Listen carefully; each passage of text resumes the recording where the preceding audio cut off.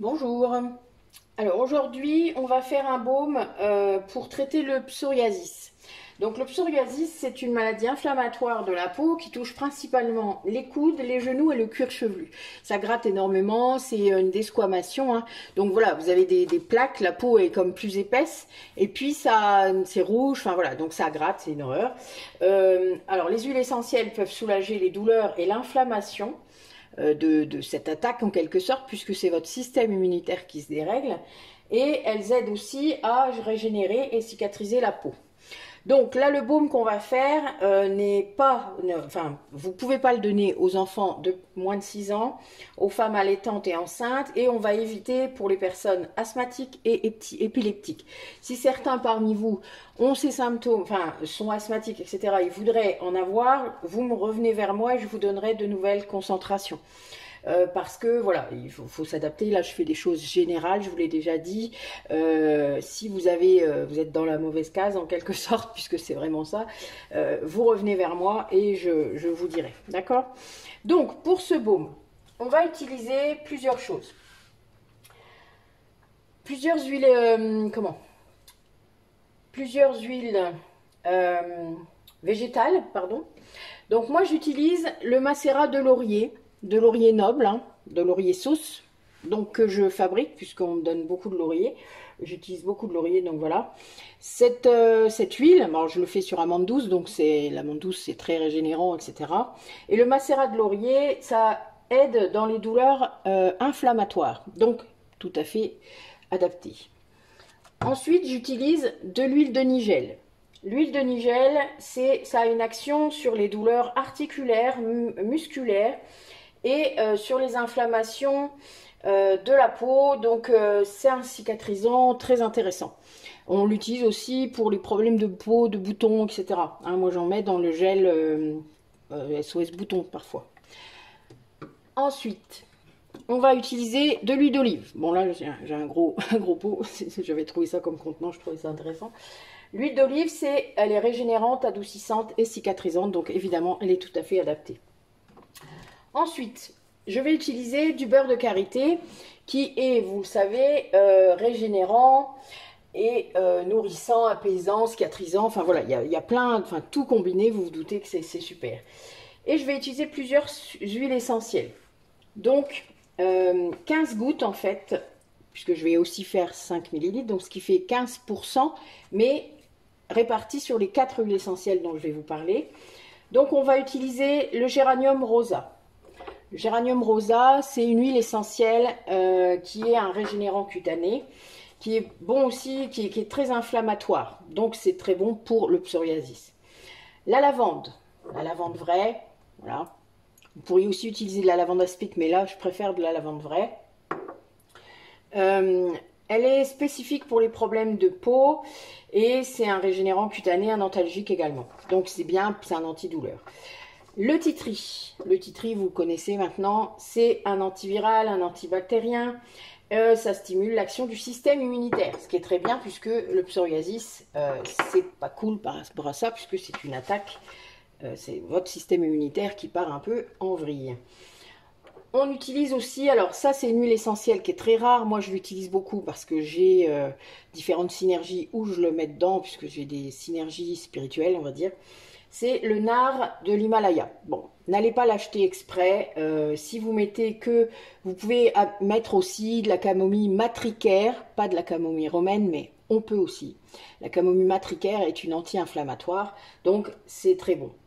Et une cicatrisante puissante d'ailleurs. Mais le nard, bon là je vais en mettre puisque j'en ai, c'est un régénérant cutané. Il tonifie les parois veineuses et un anti-inflammatoire et antibactérien. Donc évidemment, là j'en ai, je vais l'utiliser. Si vous n'en avez pas, n'en achetez pas exprès. Si vous avez de la camomille romaine, ça peut être aussi, vu que c'est un très grand régulateur du système nerveux et que le psoriasis est parfois déclenché par ça, évidemment, ça peut aider justement, ça a une action aussi inflammatoire, donc anti-inflammatoire.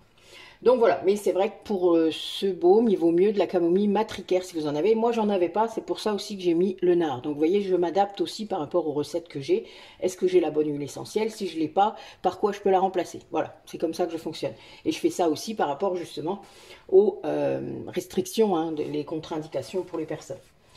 Alors, on va attaquer. On va éloigner un petit peu les baumes que je viens de faire, hein, parce qu'il y en a plusieurs. Alors, mon eau est bonne. Donc, on va commencer par le solide. Donc, la cire en premier. On va mettre 15 millilitres, 15 grammes de cire d'abeille. Vous pouvez mettre de la soja. Hein. C'est juste que la soja, avec le temps qui arrive là, avec l'été, elle va fondre plus facilement, alors que la cire d'abeille va rester vraiment solide, ce qui vous éviterait de le mettre au frigo.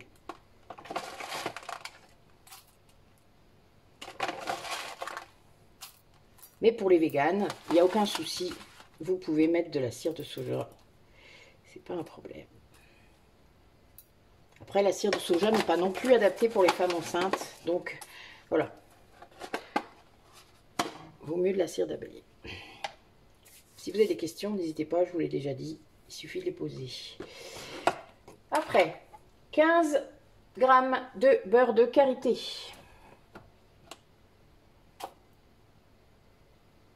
Voilà. Tac. Comme vous le savez, mes mains sont toujours désinfectées, ce qui fait que je peux me permettre de faire ce que je viens de faire. Sinon, on ne fait pas. Ensuite, notre phase liquide. Alors, nous avons du macérat huileux de laurier. De laurier sauce. Donc, on va en mettre 20 millilitres.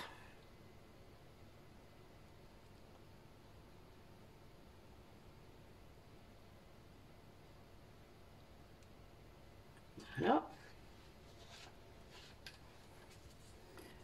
Le nigel, on va voir combien il m'en reste, mais normalement ça devrait aller. On va en mettre 20 aussi.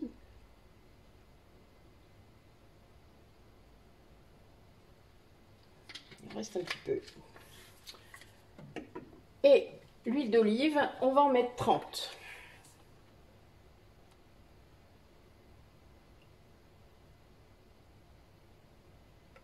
Voilà. Donc là, on va faire fondre et puis on se retrouve après. Voilà, c'est fondu. Donc, on va mettre quelques gouttes de vitamine C. Donc, de vitamine C. Oh, décidément, aujourd'hui, je suis fatiguée. De vitamine E, pardon, pour éviter le rancissement de l'huile. Hein. Donc, on va en mettre 5. 1, 2, 3, 4, 5.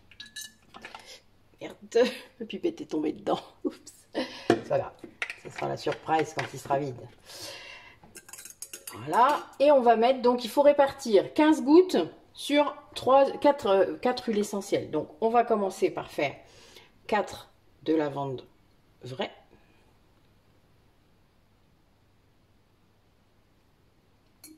Voilà.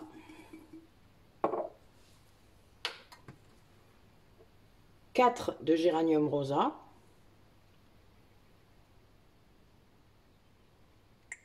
Voilà.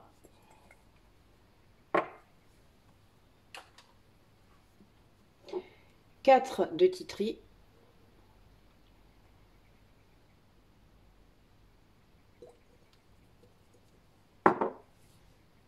Et du coup, 3 de nard. Et nous, on sera bien à 15.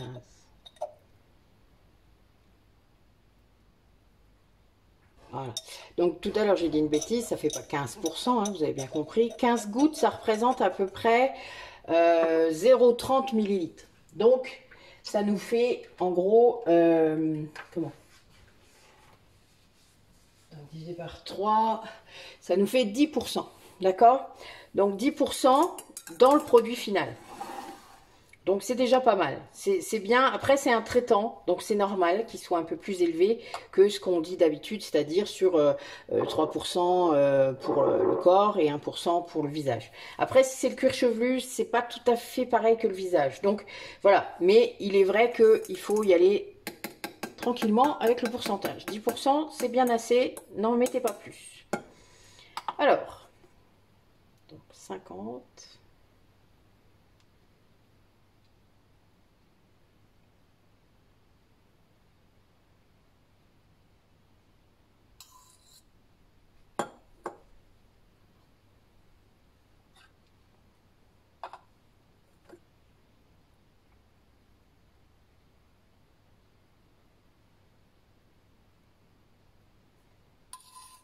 Alors, pour ces contenants-là, c'est un petit peu plus compliqué.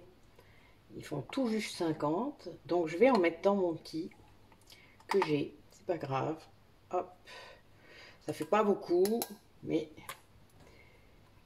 moi, j'aurais bien l'occasion de l'utiliser ou de le donner à quelqu'un qui en a vraiment besoin pour le tester avant d'en avoir. Voilà, faut tester. Moi, je dis que pour les personnes que je vois, évidemment, c'est plus facile que vous qui regardez les vidéos.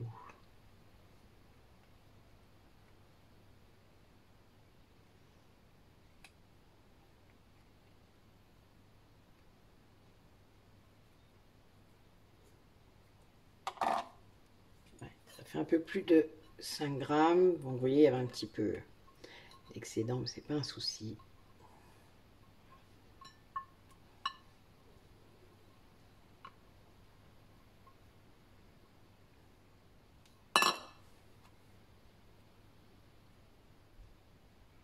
Voilà.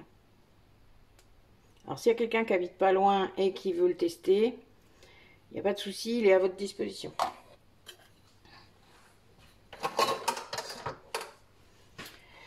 Voilà, voilà. On va laisser prendre et puis je vous reprends après. Alors, notre baume pour le psoriasis, qui est pris, qui est pas mal, hein, vous voyez, ça fait un beau petit pot. Donc, valable jusqu'à la fin de l'année, hein, jusqu'à décembre. Et puis, il n'y a plus qu'à. Voilà, on n'oublie pas de faire ces étiquettes. Si vous voulez mettre les ingrédients dessus pour vous en rappeler, évidemment, vous pouvez le faire. Hein. Moi, je ne le fais pas parce que je les connais, mais quand je le vends à quelqu'un, par exemple, je le fais. Hein, je rajoute une étiquette là. Et puis, je mets toujours une petite recommandation avec comment on l'utilise, etc. D'accord? Voilà. Merci d'avoir regardé la vidéo. Et puis, à bientôt.